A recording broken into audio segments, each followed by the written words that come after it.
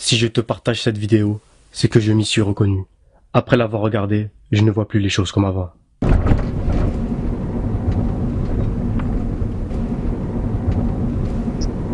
On est dans une situation critique, ya Ikhwan. On est dans une situation de cancer, de phase finale du cancer de la foi, ya Ikhwan. Sauf qu'on s'en rend même pas compte, c'est ça le plus grave. On est dans une situation urgente. Combien d'entre nous n'arrivent pas à dormir la nuit par rapport à ce qui se passe à nos frères et sœurs? Allah, combien? Allah.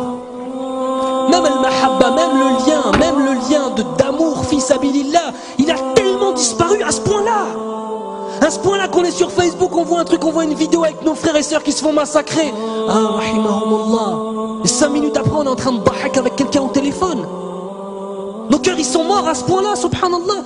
Au point que si quelqu'un, on ne le connaît pas, on ne sait pas l'aimer. C'est ça l'amour, fils abilillah. Aimer pour Allah, c'est réussir à aimer quelqu'un que tu n'as jamais vu de ta vie, Yahri. Parce qu'il a une foi qu'il partage avec toi, qui est la chose la plus importante. Est-ce qu'on pense, ne serait-ce que dans nos doigts, à faire des doigts pour nos frères et sœurs à travers le monde? Partout. Est-ce que quand on voit ce qui se passe, nos cœurs ils se retournent? Est-ce qu'on a peur pour nos frères qui se fassent tuer dans la rue? Est-ce qu'on a peur pour eux? Est-ce que quand tu vas rentrer, est-ce que quand je vais rentrer chez moi avec ta femme, elle va voir ton visage, elle va dire qu'est-ce que t'as, ya Habibi? Qu'est-ce qui se passe? Tellement ça va se voir sur nos visages. Quand tout ça, c'est notre relation avec Allah Azza wa Jal qui n'est pas assez forte, ni plus ni moins. Ni plus ni moins que ça. On est loin, ya Ikhwan. On est extrêmement loin. Extrêmement loin. Si un musulman, même si un bébé, bon, je ne pourrais dire, ça m'énerve. Tu vas pas tuer le bébé quand même? Moi, je tue le bébé. Mais un bébé de 2 ans, par exemple. Moi, je le tue. Mais 1 an, même si avec les femmes avec des grossesses, moi je le tue.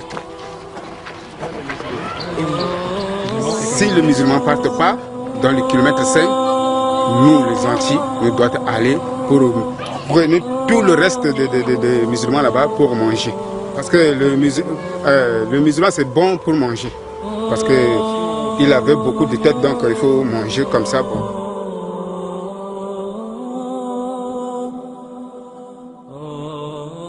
Le corps brûlé, on coupe la tête, jetée, et prenez la tête pour taper avec le ballon. Ce n'est pas ça. On coupe notre corps là pour manger. Est-ce que dans nos yeux, est-ce qu'on mange le corps des gens? On ne mange pas.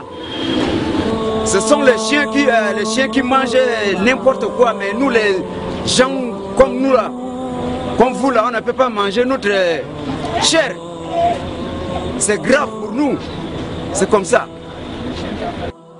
En tant que moi, là, j'ai tout subi. La guerre, là, on dirait que ça vient rien que sur moi. Ils ont tué ma mère et mon père. Il reste que moi. Je suis seul maintenant. Je ne sais pas là où j'allais. C'est pour cela que je suis resté ici, à la base des réfugiés. Et moi, j'ai parti à l'école. J'ai promené. À mon retour, les anti-Balaka sont attaqués. Et je suis précipité d'aller à la maison. Je n'y suis pas arrivé. Et ils m'ont dit qu'ils ont tué mon père et ma mère. L'histoire d'un homme que j'ai rencontré ce matin au camp réfugié, il est en train de me raconter une histoire réelle qu'il a vécue sur le terrain. L'histoire c'est quoi?